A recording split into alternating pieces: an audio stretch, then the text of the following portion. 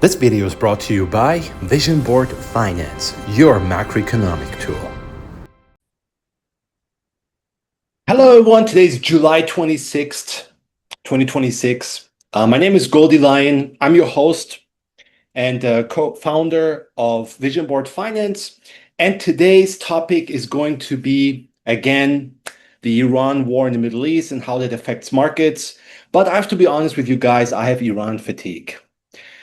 So I don't want to talk too much about, what happened and blah, blah, blah. I just want to give you my thoughts on what could happen next. But before I do so, I need to establish something, okay?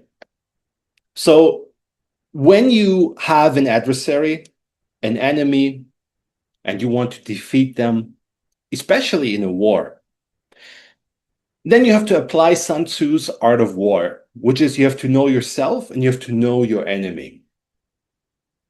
What that means is that you need to be able to put yourself in their shoes, understand what they want, and what things they could do in their own self-interest to their benefit, and what are the things that they could do which are not in their self-interest and not to their benefit.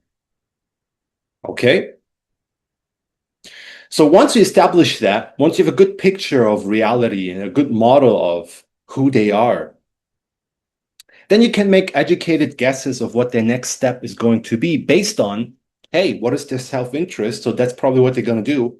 And what is not in their self-interest, that's probably what they're not going to do. Okay? And from there on, you can create a strategy. You can kind of predict what the next move is going to be. However, to do that, to use that method, you have to assume that your adversary is acting rational. It doesn't have to be necessarily your adversary. You can apply that method to anyone. But the assumption stays the same. You need to assume that what they're doing, or when they're acting in their self-interest, and they're acting rational. What if you are in a situation, though, where they're insane? They don't act rational, and they don't act in their self-interest. What if you're in such a situation? And that's the situation we are in right now. So let's get to our story here. So as you know, the Strait of Hormuz is closed. The MOU, the Memorandum of Misunderstanding, is dead. And we have seen the US and Iran exchanging fire, tit for tat. So another thing that happened, right? So before I talk about what happened, though, is like, so if you're Saudi Arabia and the Strait of Hormuz is closed, so you can't use your harbors here to get oil out. So what Saudi Arabia has or did during the past few months of this war, this senseless war, is they used what is called the East-West pipeline, which goes through the entirety of the country, okay, and to a port on the Red Sea, so they can ship out oil from the Strait of the Red Sea, the Bab al-Mandab Strait, so right here. And that pipeline and that strait helped Saudi Arabia to get out, even during the war, 5 to 6 million barrels of oil, of crude oil a day. Okay? So for the past 8 or 10 years or so, they have a problem at their border with Yemen, with a Shia group called the Houthis. I think they're called Ansarallah officially, right? So that's this part of Yemen here. So that settled down last year when the US attacked the Houthis, right? So that war or that conflict settling down a bit allowed Saudi Arabia to use the strait and get their oil out, at least from here. So Sun Tzu, Art of War. It would be really stupid to reignite the conflict with the Houthis, who are Shia Muslims who are aligned by faith with Iran, right? It would be really silly to reignite the conflict here. So they would close the strait and then you couldn't ship oil out. And yet, that's what they did. And then you might apply Sun Tzu Art of War again. Okay, was it really them attacking, right? Maybe it's a false flag or something. No, they came out in the media and said it was them.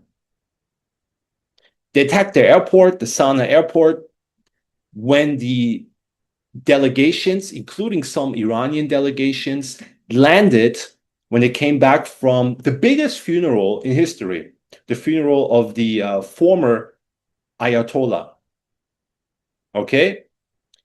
I think there's like 30 to 40 million people attended if you count Iraq and Shias around the globe. So 30 to 40 million people attended a single funeral, more than the Pope's funeral, more than JFK's funeral combined.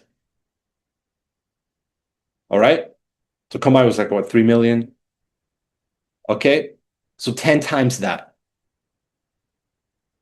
Okay, so that's the situation. So the delegations came back to the Sana'a airport here, and then Saudi Arabia thought it's a good idea to impose an aerial blockade and bomb the airport in Sana'a.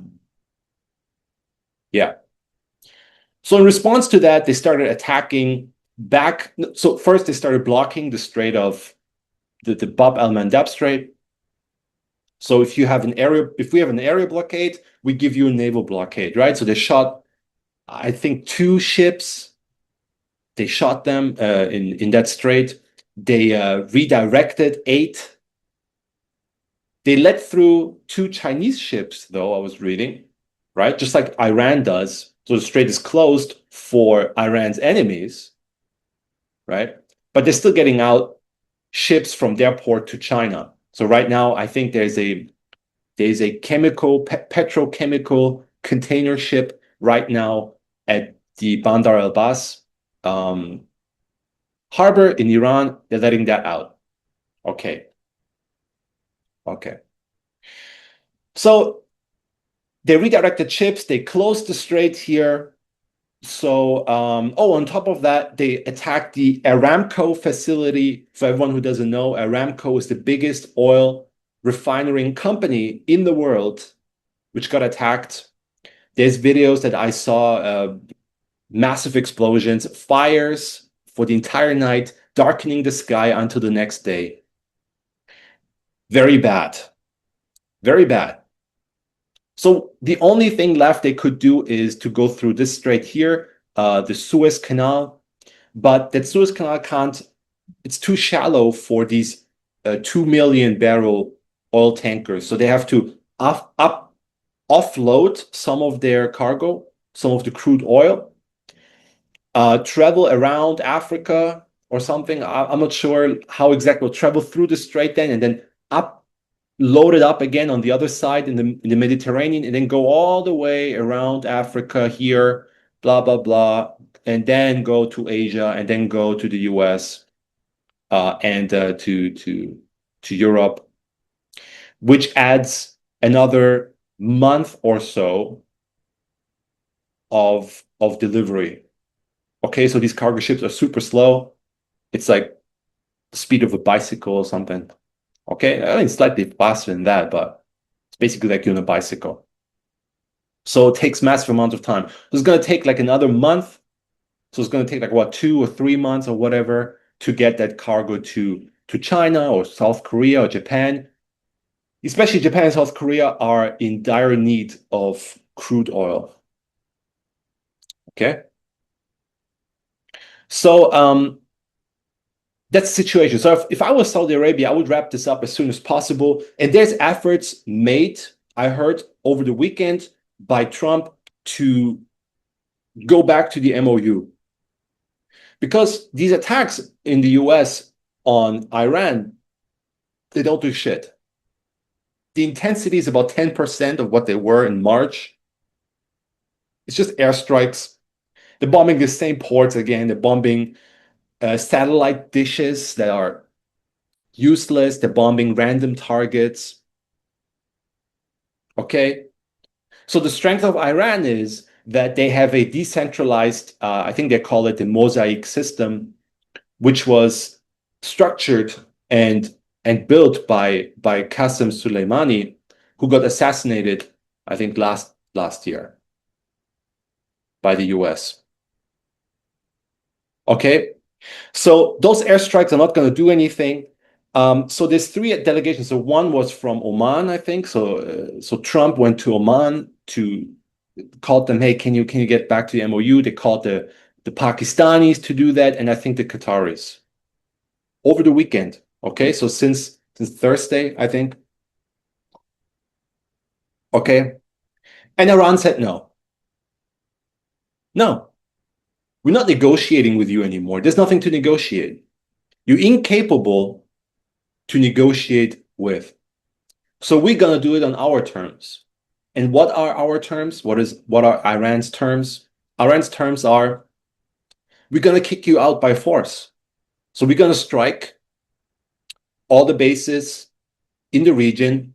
So you have to retreat to Jordan, which they did. Then the Jordan base was attacked and they retreated to Israel.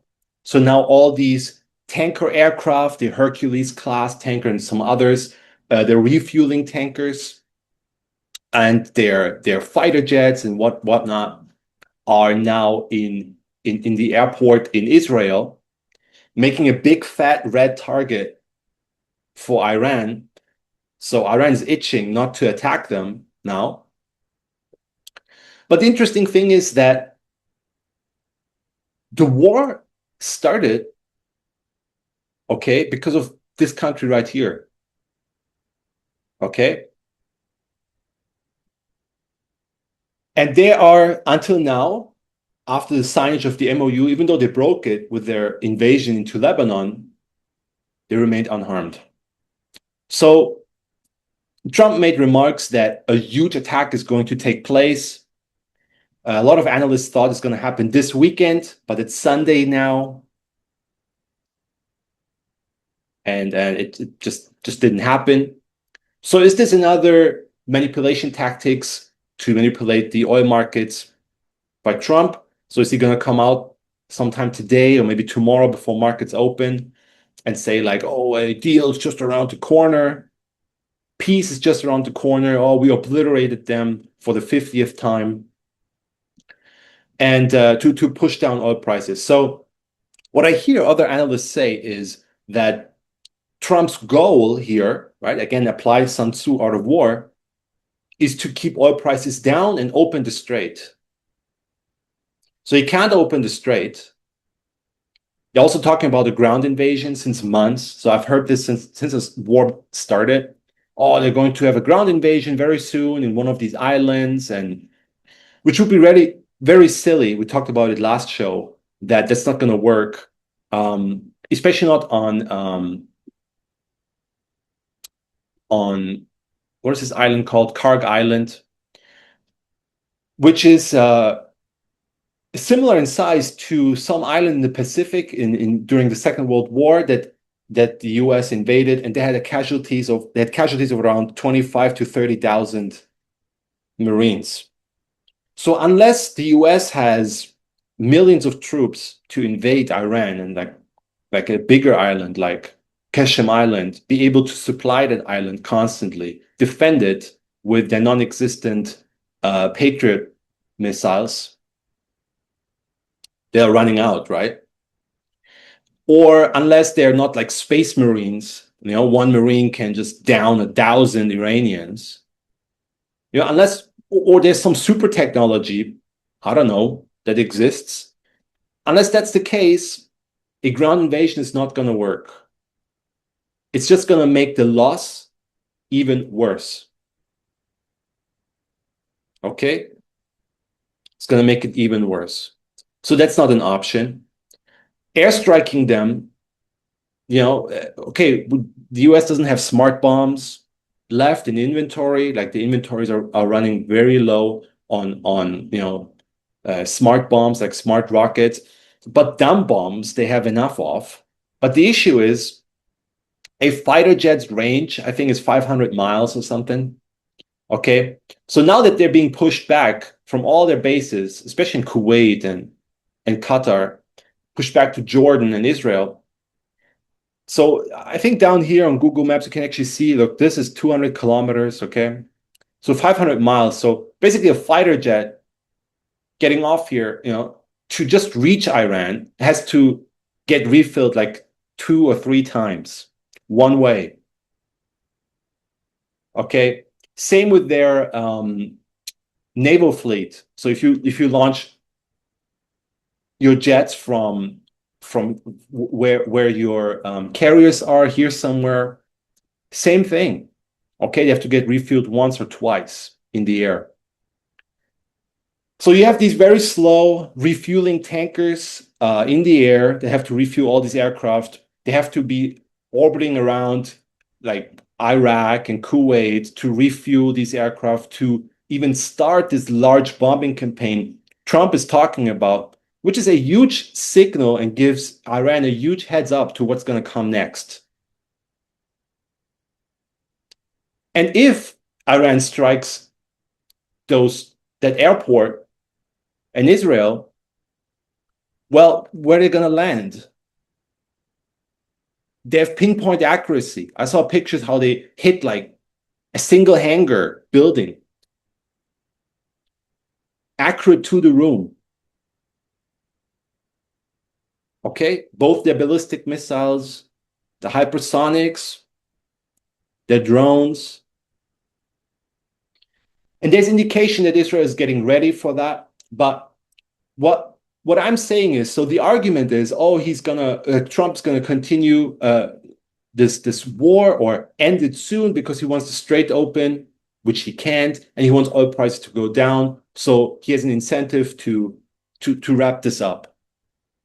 But there's just one factor, and that is the reason why this entire war started. So he can't open the Strait. Okay. He can't keep oil prices down if he continues this. Yes.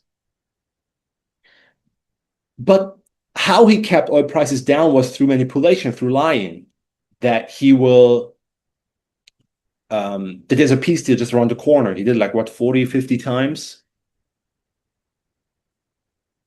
But the agenda stayed the same.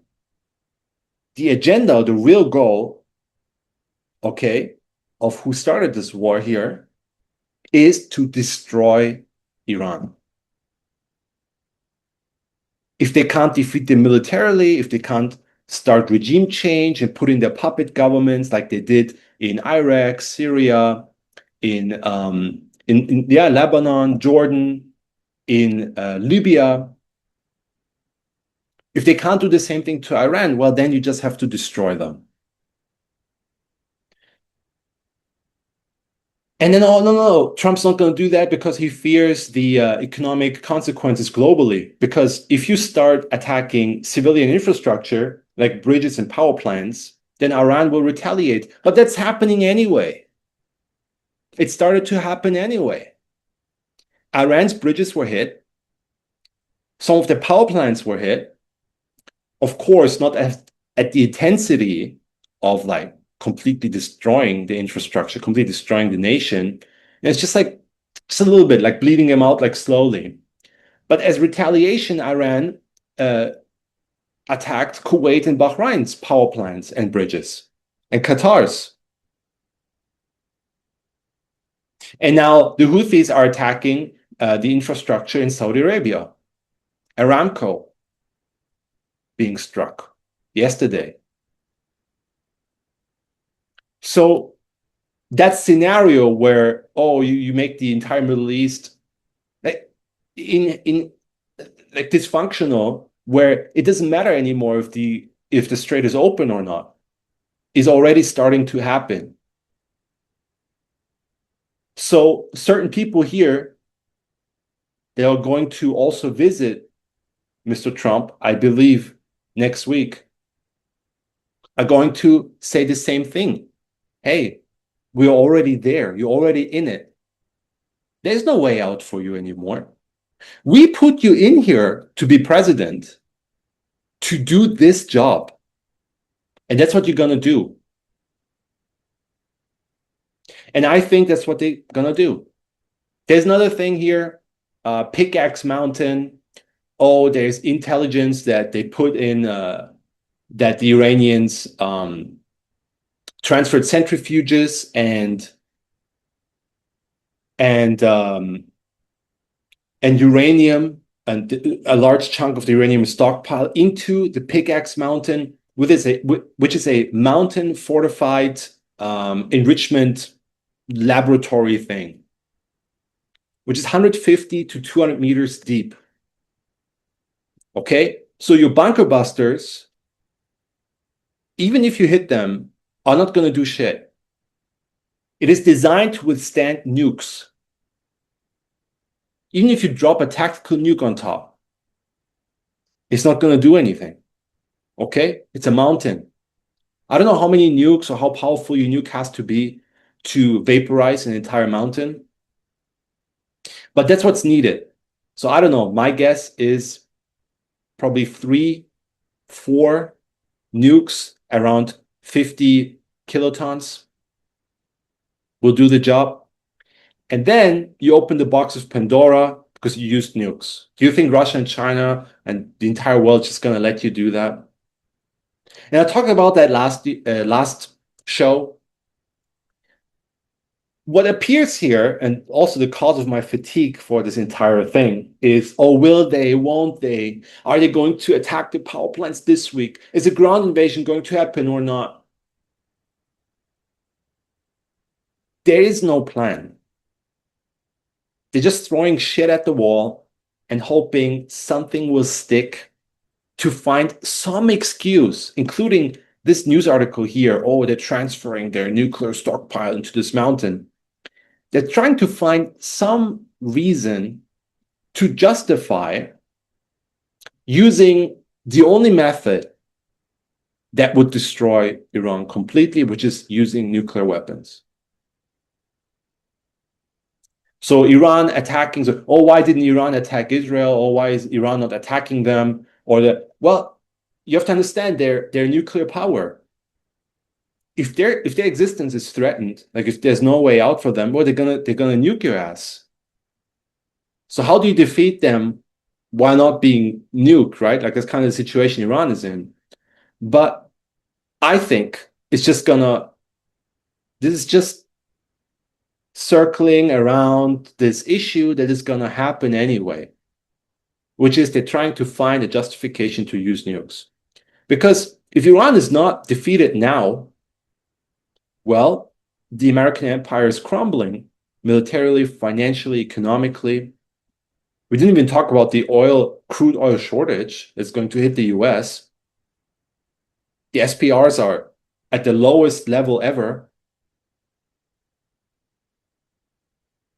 So each day that passes, the empire is getting weaker and weaker. So for certain people that live here, it is now or never. And that's what I think they're going to talk about with Trump. Okay? I also heard analysts talk about that, oh, Iran already has nukes and they're planning to detonate that nuclear device somewhere in their desert as a demonstration, right? Because, for example, in case you guys didn't know, Libya, like Gaddafi, accepted the empire's term not to have nukes, and he got destroyed, right? Saddam Hussein, weapons of mass destruction, that was a lie. Who gave him those weapons of mass destruction? It was the US to attack Iran. So, and then if you look at a country like North Korea, well, North Korea is everything that what the Western propaganda media tells you about what Iran is. Oh, it's radical, it's a totalitarian dictatorship, there's no freedom, we have to drop some democracy on them. But the only reason why that didn't happen with North Korea is because they have nukes. So the rationale here is, oh, okay, we detonate a nuclear device somewhere in the desert as a demonstration, and that will deter our enemies, our adversaries. No, no, it won't. It won't.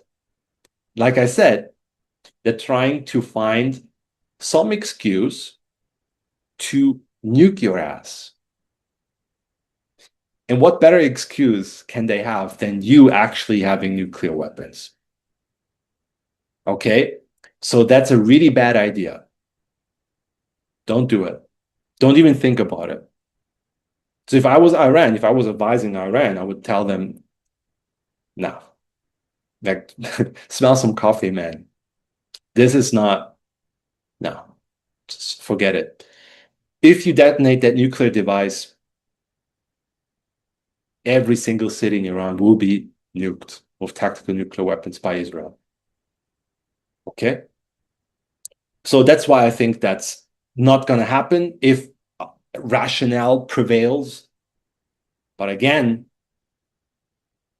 okay, at least we've seen from one side, there's no rationale at all. Okay.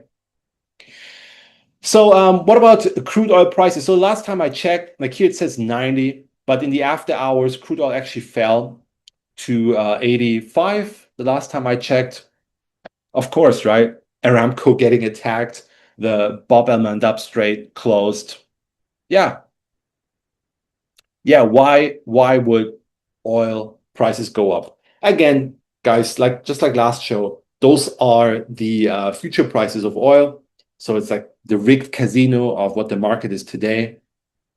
So what to invest in now? So I didn't talk about like I did talk about a little bit about it like last show, but um, we're going to have an oil shortage. We're going to have a crude oil, like a sour crude shortage. We're going to have a fertilizer shortage, or have it right now. There's going to be people starving, literally. Okay. I saw a person, a specialist, talk about this. He said about 5% of the world population by 2027 or at 2027 are going to have severe food shortages. Okay. Mainly in the global south. So what that means for Americans or Europeans, okay, even though maybe we have the food, but you will see inflation skyrocket like crazy again. Uh, things are going to get even more unaffordable, you know, and overall things are not looking good. So if you want to invest into the rigged market, casino, the AI bubble, you can do so, but just keep in mind it is propped up by those people, by that government of the empire. And I don't really see how you make money in a rigged casino, except you are an insider yourself, which I don't think you are. Okay, but I heard you can pay $100,000 and then you can get Truth Social posts early.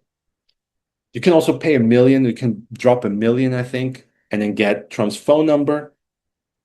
Maybe you can do that so he can text you on WhatsApp or whatever before the market manipulation takes place. So yeah, even though that manipulation is happening, and I think Trump might tackle again on Monday, oh, there's a deal just around the corner just to bring oil prices down again. The end result or the economic meltdown that's going to happen is already baked in. So even if the conflict ended today, you will still see oil spot prices, okay, as they are right now, around $120. That's the price per barrel that refineries pay, right? And yet the futures price like 85 or something. So just look at the crack spread compared to the futures price. And that's where you see where things are. So I don't recommend investing into this market. Interest rates are going up, which is also an issue. Inflation going up, which is also an issue. So you can't really cut rates. You can't really increase rates either. If you increase rates, servicing the debt for the government is going to be too expensive. If you cut rates, you're just going to put gasoline on the fire of inflation. So yeah, it's a double whammy, and things are not looking good. So let's see what will happen next week. It really depends on what these crazy people are planning to do, but it's not going well. And we didn't even talk about what's happening in Ukraine, Russia and Europe. The stance of Europe towards Russia isn't changing. So things are not looking good. So my advice for you is to, if you haven't done it yet, either move to another country, garden, build your farm, learn to live off grid, and just learn skills that help you to weather hard times, because the hard times are going to come. Okay? So that's it for now. It was a short show. Thank you very much. Let's see what will happen.